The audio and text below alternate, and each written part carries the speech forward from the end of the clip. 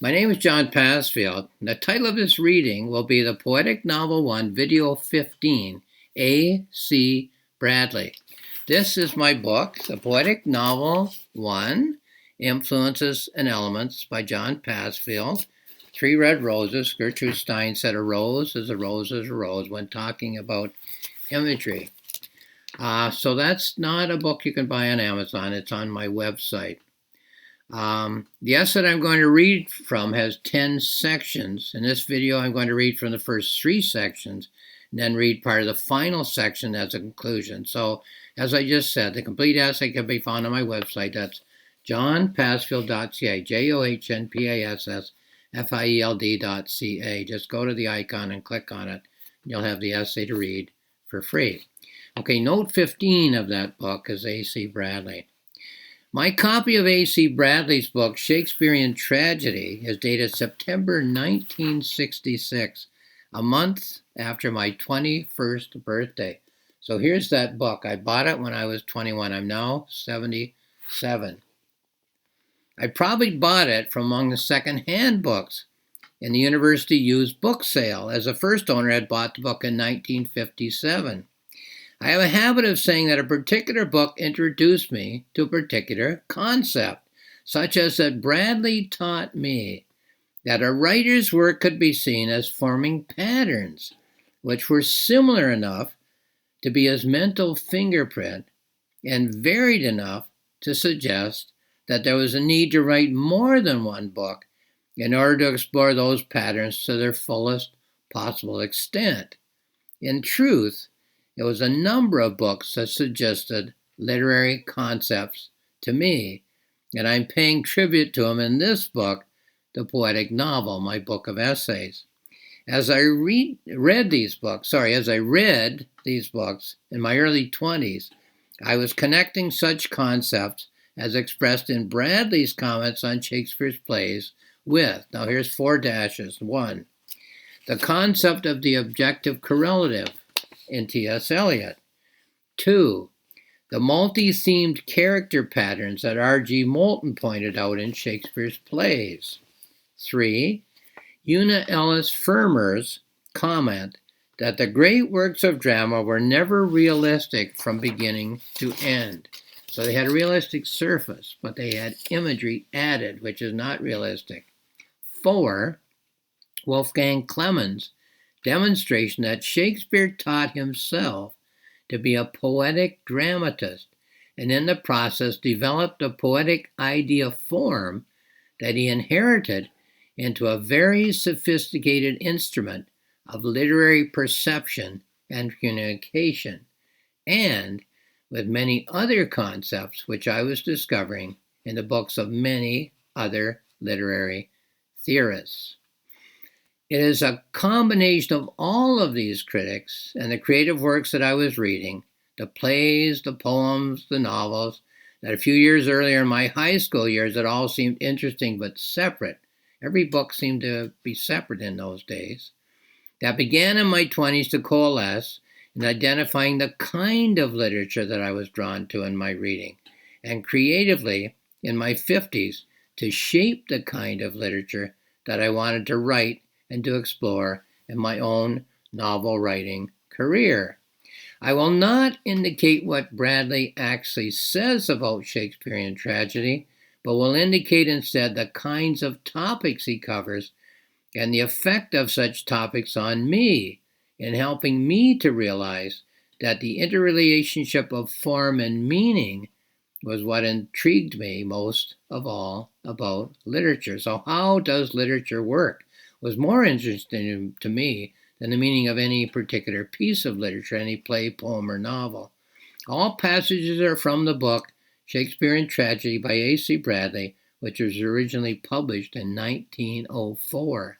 Okay, so here's part 2 of my essay. The first passage, though, is a quote from Bradley's book. Though each Shakespearean play is individual through and through, they have in a sense one and the same substance. For in all of them, Shakespeare represents the tragic aspects of life, the tragic fact. They have again, up to a certain point, a common form or structure, So what's common to all Shakespeare plays? Certainly the great tragedies. Okay, here's my comment in my essay. It was at this stage in my studies in university that I realized that what interested me most about literature was not what one or another author had to say about a topic, but the ways in which the authors presented their ideas in literature. So this how does literature work question or topic. It was what I now call idea form or idea structure, which seemed to interest me most.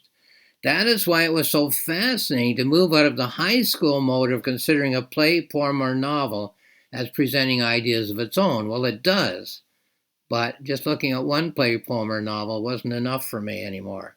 And to move past the university mode of considering that each play, poem, or novel was a presentation of ideas on a topic by an author. In high school, you almost don't think of a book as having an author. In university, it's all stress on what the author is saying. And move into the mode of considering that the entire oeuvre or work of an author bore in each individual poem, play, or novel the stamp of that particular mind as a literary idea shape. So you can look at a book as an idea shape.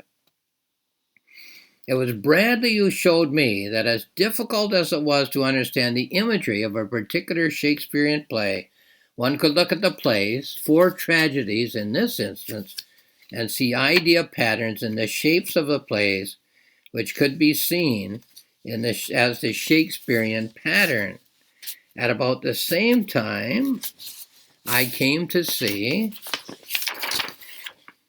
this patterning as the objective correlative of T.S. Eliot, and later as the idea pattern or personal myth in my own sense of those terms. Okay, that's the second section of my essay. Here's the third section, again starting with a Bradley quotation. In considering them, these 4 Shakespearean plays, we shall also be able to observe characteristic differences among the 4 plays. So first he talks about how similar the 4 plays are. And then he says, well, no, he had to write 4 in order to explore the differences in his ideas, his idea patterns. Okay, back to me commenting on this. I came to realize that an author with a sense of complexity of life would feel the need not only develop literary patterns of great complexity, but would also feel the need to play variations on those patterns by writing a number of poems, novels, or plays in order to explore the complexity which the idea pattern, the objective correlative, allowed him or her to perceive and to express. So it's one thing to create an idea pattern, write one play or novel. It's another to say, well, that's not enough. I have to write many plays and novels to get it all said, to explore it all. Bradley explores 4 Shakespearean tragedies in his book, Hamlet, Othello, King Lear, and Macbeth, but indicates that Shakespeare's history plays, comedies, and problem plays would yield both similarities of pattern and differences of emphasis if compared with the idea patterns of the tragedies. It was a case of writing about an aspect of a writer's oeuvre or work while keeping in mind that the complexity of one tragedy or 4 tragedies was only an indication of the larger complexity of a whole series of plays. It was a suggestion to me that one could work on the ground, detail, and in the air, overview, at the same time, in terms of the consideration of what an author has to say, theme, and how he or she is saying it, form and technique. Okay, now, I've read 3 sections of the essay on Bradley. I'll now read the final section, section 10. The complete essay, as I said, is available on my website. So here's section 10 as a kind of conclusion. The realization that all elements of a Shakespearean play radiate out from a central point, that this is true of all successful literary works, caused me much later to think of a novel of mine as the complex embodiment of a single idea on a single topic. 2 of the images that I've used in my notebooks and journals have been the simplicity and complexity of a honeycomb and the simplicity and complexity of a spider's web.